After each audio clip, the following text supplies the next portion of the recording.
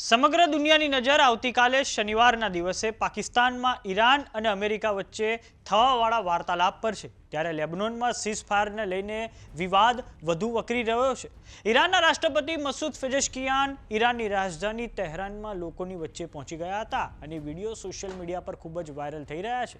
તો આ તરફ ઇઝરાયલ તેના વલણ પર ટસથી મસ થવા તૈયાર નથી।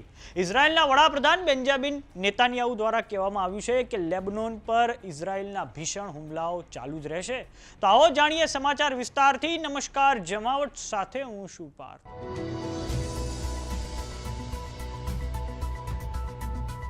પાકિસ્તાનની રાજધાની ઇસ્લામાબાદમાં ઈરાન યુદ્ધને લઈને વાર્તાલાપ થવા જઈ રહ્યો છે, જેમાં અમેરિકા તરફથી ઉપરાષ્ટ્રપતિ જેડી વાન્સ હાજરી આપશે અને બીજી તરફ ઈરાનના વિદેશ મંત્રી અબ્બાસ અરાગચી આમાં હાજરી આપી શકે છે। લેબનોનમાં ઇઝરાયલના ભીષણ હુમલાઓ ચાલુ જ છે, ત્યારે ઈરાનના રાષ્ટ્રપ્રમુખ મસૂદ પેઝેશ્કિયાનની પ્રતિક્રિયા સામે આવી છે, જેમાં તેમના દ્વારા કહેવામાં આવ્યું છે કે અમારો હાથ ટ્રિગર પર જ રહેશે। ઈરાન લેબનોનના ભાઈઓ અને બહેનોનો હાથ ક્યારેય નહીં છોડે। લેબનોન પર ઇઝરાયલના સતત હુમલાઓ એ સીઝફાયરનું ઉલ્લંઘન છે। ઈરાનની સંસદના સ્પીકર મોહમ્મદ બાઘેર ગાલિબાફની પ્લેટફોર્મ એક્સ પર પ્રતિક્રિયા સામે આવી છે, જેમાં તેમણે કહ્યું છે કે લેબનોન અને રેઝિસ્ટન્સ એક્સિસ એ ઈરાનના સહયોગી છે અને સીઝફાયરનો ભાગ છે। પાકિસ્તાનના વડાપ્રધાન શાહબાઝ શરીફ દ્વારા જાહેરાત કરવામાં આવી છે કે લેબનોનની સમસ્યાને લઈને નકારી નહીં શકાય। સીઝફાયરનું જેટલું પણ ઉલ્લંઘન થઈ રહ્યું છે તેની ખૂબ મોટી કિંમત ચૂકવવી પડશે। આપને દર્શક મિત્રો એ પણ જણાવી દઈએ કે બ્રિટન, ફ્રાન્સ, ઓસ્ટ્રેલિયા દ્વારા સત્તાવાર નિવેદન થોડાક સમય અગાઉ બહાર પાડવામાં આવ્યું હતું, જેમાં આ ત્રણેય દેશોએ એવું કહ્યું છે કે ઈરાન યુદ્ધમાં જે સીઝફાયર સધાયું છે તેને લેબનોન સુધી એક્સટેન્ડ કરવામાં આવે, પરંતુ ઇઝરાયલ અને અમેરિકા આ બાબતને માનવા તૈયાર જ નથી। ઈરાનમાં રાષ્ટ્રપતિ મસૂદ પેઝેશ્કિયાન આજે ઈરાનની રાજધાની તહેરાનમાં રસ્તા પર આવીને લોકોને મળ્યા છે અને તેના વિડીયો સોશિયલ મીડિયામાં ખૂબ જ વાયરલ થઈ રહ્યા છે।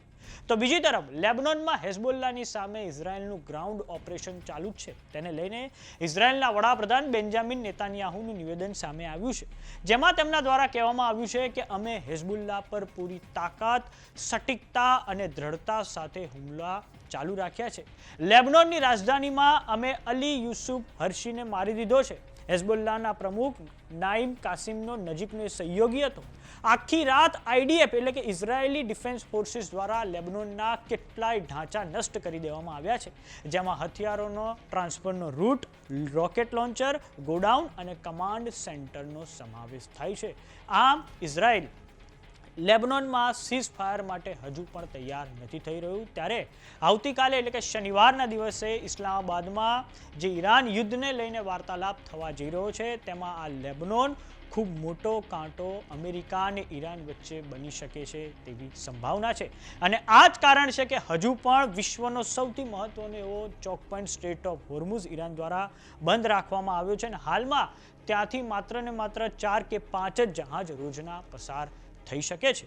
તો જોવાનું એ રહે છે કે આવનારા 24 થી 48 કલાકની અંદર આ વાર્તાલાપમાં શું બંને દેશો વચ્ચે સહેમતિ સધાય છે। તો સમાચારોમાં અત્યારે બસ આટલું। જોતા રહો જમાવટ। જો તમે અમને યુટ્યુબ પર જોઈ રહ્યા તો સબસ્ક્રાઇબ કરો, જો તમે અમને ફેસબુક પર જોઈ રહ્યા તો ફોલો કરો, સાથે જ અમારી વોટ્સએપ ચેનલ આવી ગઈ છે, જોઈન કરવાનું ના ભૂલતા। નમસ્કાર।